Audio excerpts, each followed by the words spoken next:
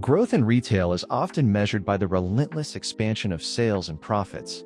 But what happens when the music changes and the story shifts from easy romance to hard reality? Wilcon Depot's 2025 results draw a clear line.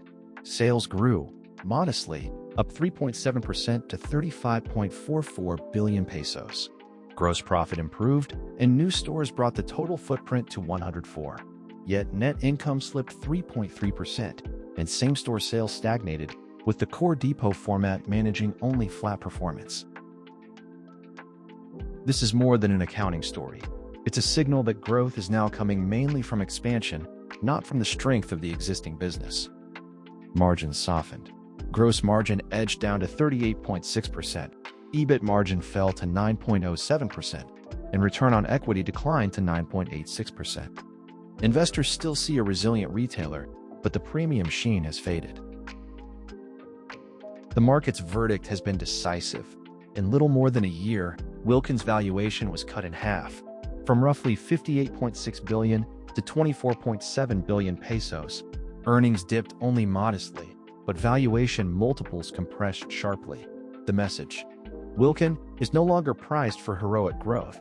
It is viewed as a mature chain with strong balance sheet fundamentals, steady cash flow, and measured expansion. Underneath the income statement lies the true shift. Operating costs rose on depreciation, labor, and maintenance. Other income fell, project sales collapsed, and even promising new formats like Do It Wilcon, despite double-digit growth, remained too small to move the needle. Yet Wilcon is nowhere near distress. With rising cash reserves, a healthy current ratio, and zero bank debt, the company's financial foundations remain solid. There is nuance in recovery. The fourth quarter saw a sharp rebound. Net income rose 41%. Same-store sales turned positive. But the market doesn't extrapolate optimism as it once did. Investors now demand sustained proof, not promises. Each new store must earn its economics. Dividends play a new role. With a yield near 6% and cash returns to shareholders growing, Wilcon is increasingly an instrument for cautious, yield-oriented investors.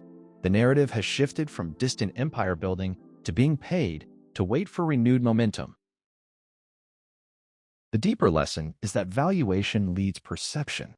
Wilcon remains a strong, profitable, nationwide leader, but its shares now reflect cautious optimism, grounded in assets and cash flow rather than in dreams. In business, as in construction, growth unsupported by foundations is worth less than it seems. For Wilcon Depot, maturity is not failure. It is simply the new reality. And sometimes, proof matters more than promise.